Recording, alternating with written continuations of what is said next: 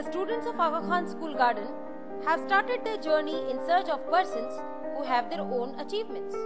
But eventually, we met a great person who is still searching for his identity.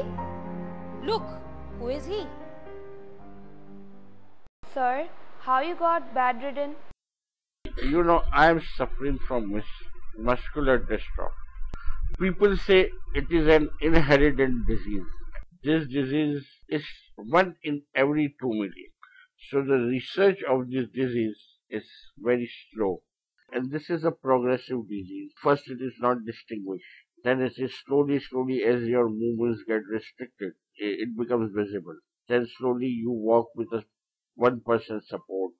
Then you walk with 2 people's support.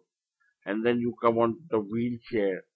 And then the last stage is on the bed. Sir, is there no cure for this disease? There is no cure in the world of muscular dystrophy. Sir, wasn't that great challenge in your childhood?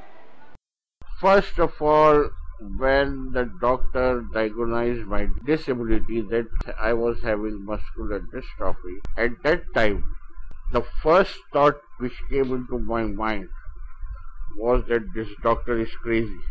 How could he say that in future I won't be able to walk, I won't be able to run, I will come on the bed in my late years. So I was very active, and when he said, I couldn't believe it. But then I slowly I had to accept.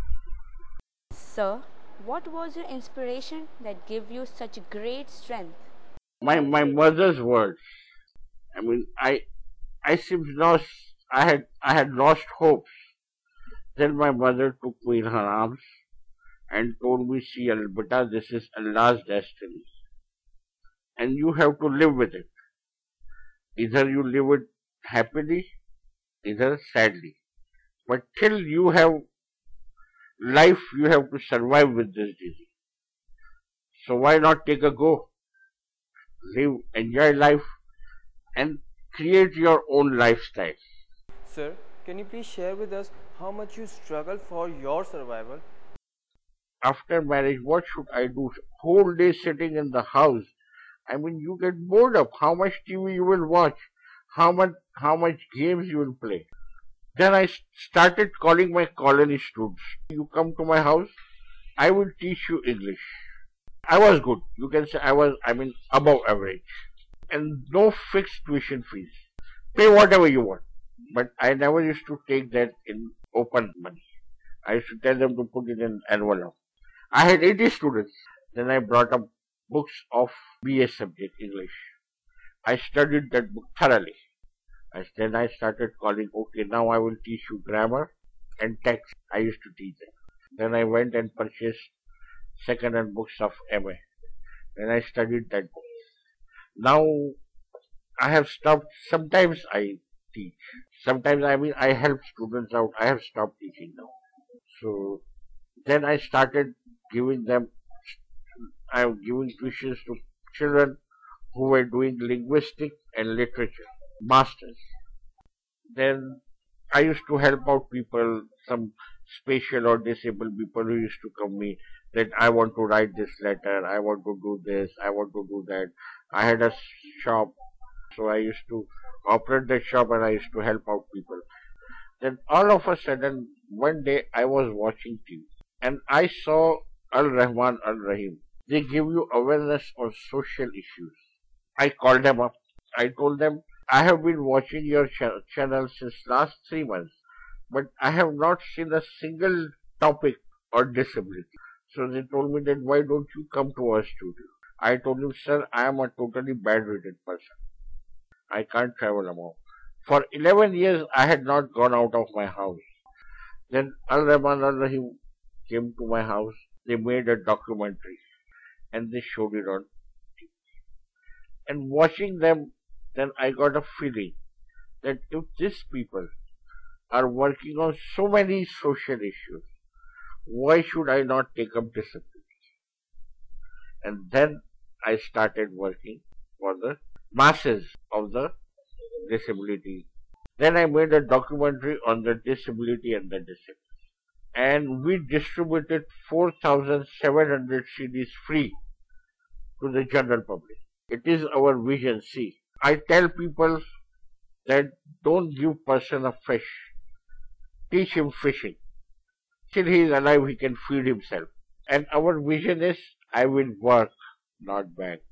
Sir, can you please share with us what was the first time when you tried to come out of these four walls? One day I was invited to an iftar party. I don't think I said, okay. Now, that place was a disabled institute and it was 17 kilometers away from my house. I can't sit, I can't go in a cab. I mean, how will I go there? Next day when they called me up to remind me that, are you coming? So I started giving them excuses. I mean, I can't sleep on the stretcher the whole time. But no, don't worry. We have arranged a bed for you. Now I was dumbfounded. I could not refuse, nor I could go. I did not have the courage. Then I called an ambulance and I told him, Allah will take care of me. I went in the ambulance. I attained the party. They gave me such a warm welcome. And that day, I became so free. Nowadays, I go to Karachi University to give lectures. I go to City Council to give lectures. I attend almost all the functions of the disability movement.